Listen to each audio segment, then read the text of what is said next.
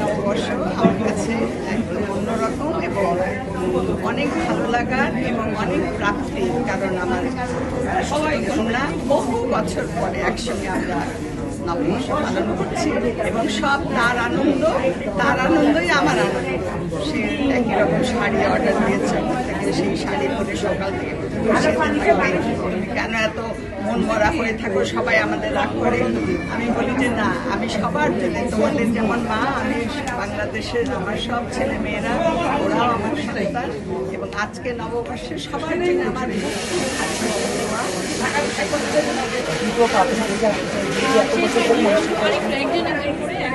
একসাথে তো আমরা এক হিসাবে না একটু কন্টিনিউটি রেখে তারপরে এই যে মেয়েকে নিয়ে বলছিলেন একই রকম ড্রেস করেছেন, যাদের সঙ্গে কাজ করেন তাদের সামনে মেয়েকে নিয়ে আসতে পারে, সেটা অনেকটা ভালো রকম আনন্দ, অন্যরকম ভালোবাসা। জানি না আর শেষ বয়সে এসে এত আনন্দের ছটা আমার জীবনে অপেক্ষা করেছিল, আমি কখনোই চিন্তা করতে পারিনি।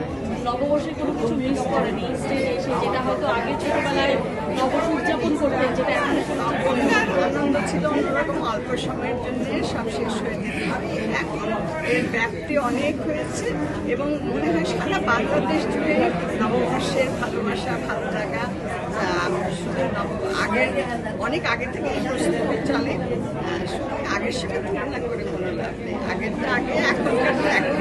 এই যে মায়ের এতটা উচ্ছ্বাস মেয়েকে পেয়ে, একই রকম সুন্দর শাড়িও পরেছেন আপনারা, আপনার কাছে এবারে নববর্ষ লাস্ট ইয়ার এসেছি আমি, একটু নববর্ষ উপলক্ষে আসা হয় এবার বাংলাদেশে। আগের বছর আসলাম, এবারও আসলাম।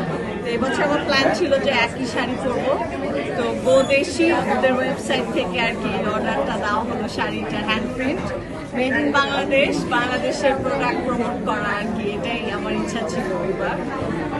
যেহেতু বলছেন প্রতি বছরই আসেন, শোভাযাত্রায় কি কখনো যাওয়া হয়? ওইটা এত সকালে যাওয়া হয় না, আর রোজা থাকলে তো পয়লা বৈশাখটা ঠিক রকম হয় না আমাদের জন্য। তো এই পরপর 2টা বছর যেহেতু রোজা ছিল না, বৈশাখে এই জন্য আসা, তো ভালোই লাগছে, অন্যরকম আমেজ। এই কালচারটা কেমন লাগে? মানে আমাদেরই কালচার, কিন্তু তবু এই যে রঙিন সবকিছু বিভিন্ন রকম মোটিভ থাকে, বিভিন্ন সংস্কৃতিকে তুলে ধরার চেষ্টা করা হয়, এই বিষয়গুলো একজন বাঙালি হিসেবে কেমন লাগে?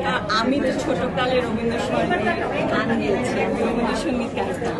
তো আমি সংস্কৃতির মধ্যেই বড় হওয়া, এখন আছি 26 বছর দেশের বাইরে, কিন্তু সংস্কৃতি তো ভুলে যাওয়ার কিছু না।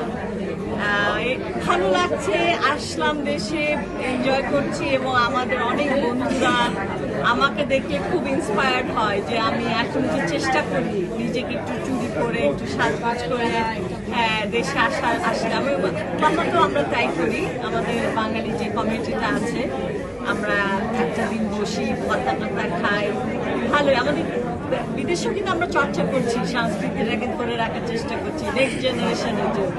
আন্টিকে দেখে কিন্তু আমরাই উৎসাহিত হই। আন্টি সবসময় মানে ওয়েস্টার্ন ট্রেডিশন করে এত সুন্দর সুন্দর লুকে আন্টি হাজির হয়।